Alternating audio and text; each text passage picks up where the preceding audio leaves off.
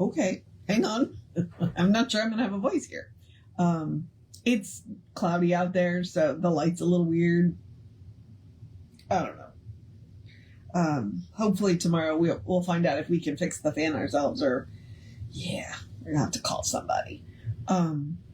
Actually, we're not going to fix the fan. We're replacing the fan. The question is, can we do it ourselves? Yeah. Okay, so we are doing New Design for Living. And the reason it's backwards is because I don't know how to mirror the screen so that, somebody asked me that the other day and I was just like, because I don't know how to change the screen so that it mirrors rather than, or so that it's actual, not mirror. That I haven't looked, and I should, but I just haven't. So, all right. When housekeeping, we are Creative Life Spiritual Center. The website is creativelife.org. The constant contact email, info@creativelife.org. That will get you one email a week, tells you what's going on for the week and the month. The hot links are hot, so if it says click here now, it'll take you right to the information or the person that can help get it. And it is a blind CC. Nobody's going to see your email, so you won't end up on anybody else's email list because of us. And when I say one email a week, I mean it. One, it's a real person doing it, and he just doesn't have time for more than that. And two, the only reason you would get more than one is if something unusual happened, which is usually weather related. We do live on the Gulf Coast, so there's that. All right. And if there was a follow-up to that, I should tell you what the... No. We're going to do social media. Okay, let's do the social media. Mainly because we're doing this on social media. So we do not monetize the social media. Therefore, we don't want to deal with the ads any more than you do. So what we ask you to do is go engage with the pages. So go like, subscribe, follow based on which platform you're on. If you allow notifications, it lets you know when we go live, which is why David was able to give me a hard time when I stole his time slot on Saturday. He was at Costco texting me about stealing his time slot. You know what? You weren't there, so. But that's what I'm talking about. It gave him a notification that I'd gone live in his time slot.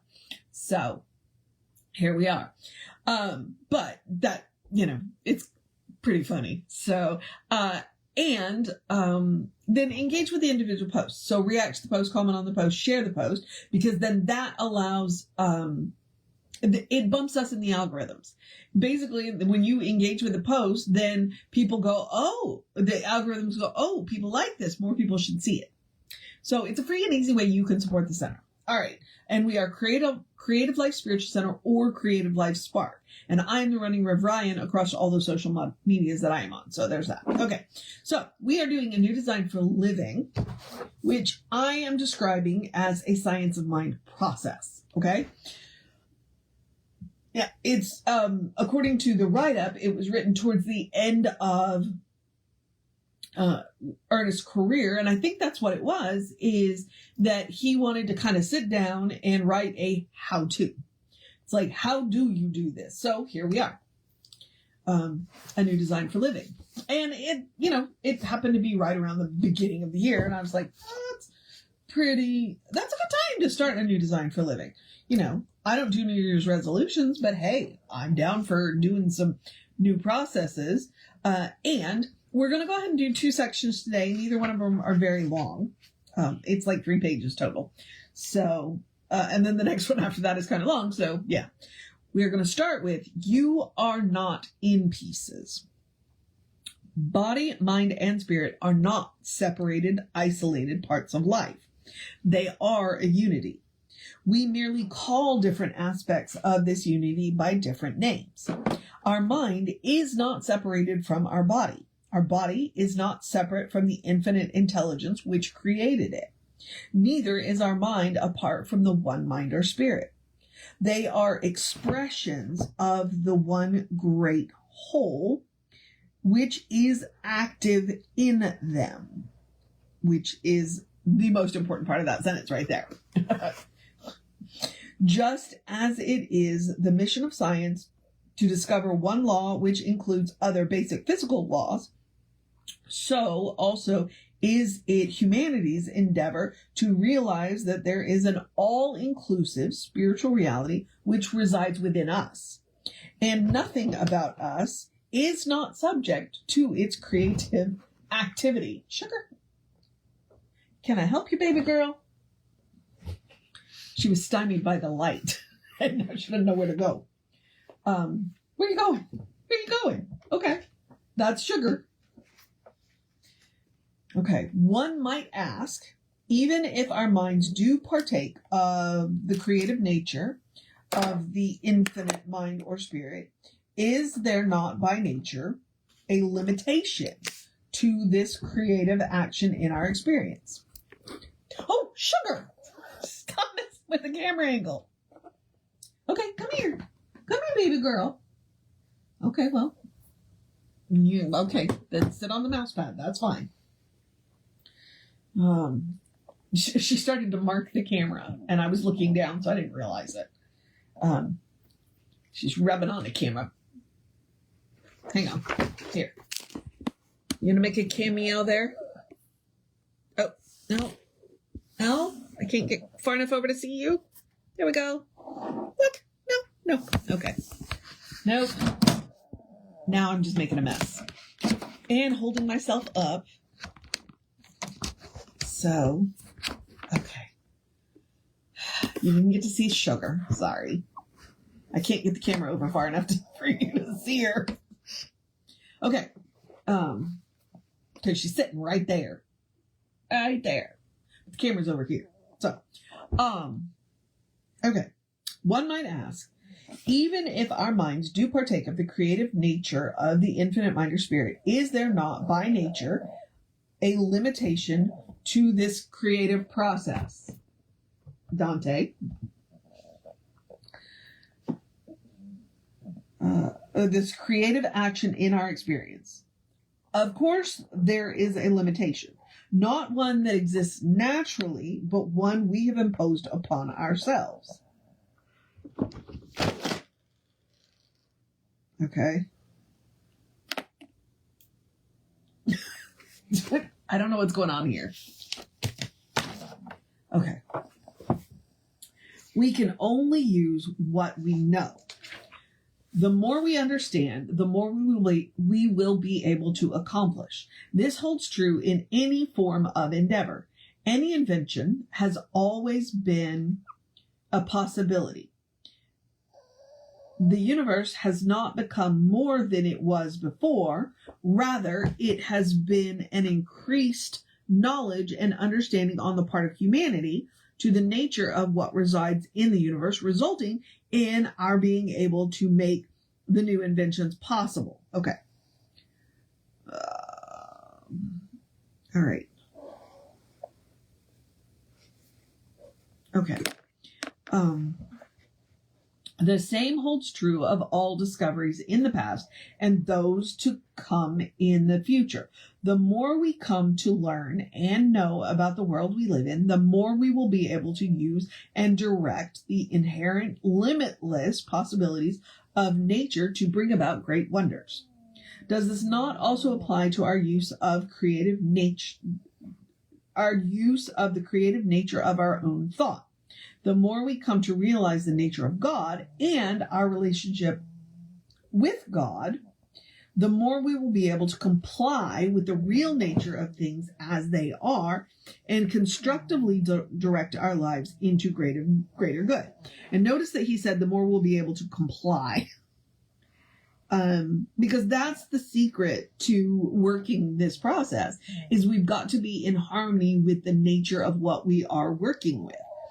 So, the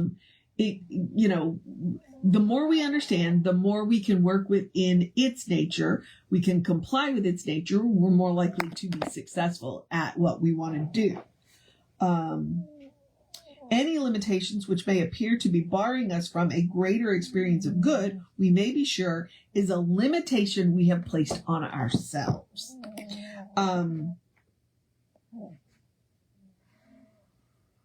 One of the things, I think it's attributed to Henry Ford, because what we know about aerodynamics. The bumblebee should not be able to fly. Bees should not be able to fly based on what we know about aerodynamics. Okay. But the good thing is the bees don't know that. So they go and make a little honey every day. Because we don't understand how their aerodynamics works. Maybe we do now, but as of the last time I checked, we still don't understand how bees fly. So there's nothing about them that aerodynamically works. And yet they do. That's what he's talking about. The bee doesn't know it can't fly. It just knows that's what it's supposed to do. So it goes and does it. It understands its part in the process. We haven't gotten there yet. So we have imposed limitations on ourselves because we don't understand. So, all right, we're going to go ahead and do mental house cleaning because it's fairly short. And then we will close up for the day. So, mental house cleaning. Such limitations as we may have made for ourselves need to be removed to the best of our ability. We need to work at clearing away those thoughts, ideas, or concepts which appear to be barriers to the greater good we desire. We have to grow and expand to break the confines of our imprisonment, whether it be our own individual thinking or the limitations of the thinking in the world about us that we have accepted. So what he's reminding us here is that all of the limitations aren't necessarily our own. We have accepted what culture tells us, what society tells us, what religion tells us. We are not, all of the are, but we have to accept those limitations. Because that was one of the things, like I was raised Catholic and there were a lot of things in the Catholic Church. I was just like, yeah, no, I just can't accept that. I just don't. So, I didn't accept their limitations because if I did, I would be a minister. And here I am. So, no progress was ever made by an individual who was satisfied with the status quo. And that is very true. Old ways of thinking are not good enough for us. If they were, where might we find ourselves? Living in a mud hut, wearing animal skins for clothing. And what before that? This may sound ridiculous, but at what point could we possibly say that yesterday was good enough? And really, honestly, yeah, people are always talking about going back to the good old days, and you kind of want to look at them and go, good old days for who? Yeah. Yep. What yesterday? They go back to the beginning of humanity. It is to the future that we must look, to increased wisdom and understanding, to greater awareness of the nature of the world we live in, to fuller realization of the fact that we are a creation and activity of infinite intelligence.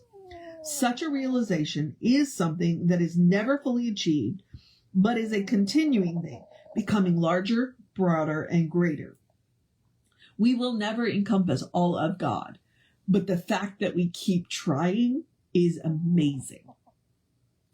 And as we learn to do this, we shall discover for ourselves that just as the many wonders of electronics and engineering were always inherent in the universe, so there is also inherent in the universe the potential for the greater good we desire. Upon this knowledge, supported by unwavering faith and conviction that this potential does reside in the nature of life, we shall start to think anew, to plan a more joyous life. So, you are part of one whole system. Oops. Oh, okay. You are part of one whole system, and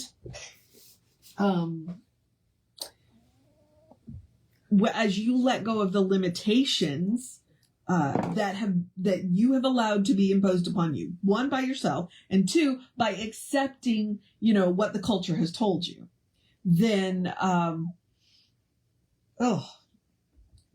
you have the possibility of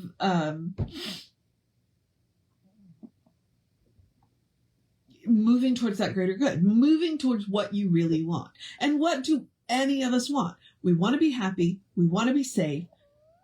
We want to be, pretty much happy and safe. That kind of covers it for me. And then everything else is added on, right? That's what Jesus said. Everything else is going to be added on. And so you got to look at the limitations and see where you got them. That was sugar leaping off the table. That's why the camera angle rocked. You gotta look at where the limitations in your life. Where did you get them from? Whose voice is it in your head telling you can't do that? Is it your own voice? Is it your mother's voice? Is it your father's voice? Is it your grandmother's voice? Is it the guy on TV's voice? Whose voice is it? And then tell them that they don't know what they're talking about, and that they, thank them for their input and tell them you got this now, and let it go. All right, beloveds. I am going to wrap this up by encouraging you to have a great day, a wondrous day, a fantastic day, a magical day, an enchanted day, a wonderful day, an awesome day, an amazing day, a take care of business day, a take care of yourself day, a make sure you sit down day occasionally and rest day, a drink plenty of water day, a bundle up because it's a little gloomy out there day, so make sure you get some bright light today, a cuddle your fur babies day, and do what you gotta do day, a do something just for yourself day, a good day. And if that is too much pressure, because occasionally it is, I get it, simply have a day. You are enough, just as you are. You are a beloved expression of the divine. You are spirit in motion, God in action, a brilliant light, a divine spark, a beautiful masterpiece, and a work in progress at the same time, at your own pace. Comparison is the thief of joy. I think that's my new phrase for the year. Comparison is the thief of joy. So at your own pace, and as Reverend Jesse likes to call us, you are a godling. So explore the truth of your being. Get to know who the divine knows you to be. Because the divine knows you to be good, and from there, anything is possible. All right, beloveds, moving on into as I said, I'm moving on to the process of my day. So I'm going to remind you, Reverend David should be on around 5 p.m. I can't make his time slot Monday through Friday because I'm at work. I can only do it on Saturdays. And there was, so he should be on around 5 p.m. with you. I'll be back with you unless he's at Costco. I'll be back around with you at 9. I just need to stop because I'm just being silly now. So take care of yourself. Know that you are loved, and I will see you next time.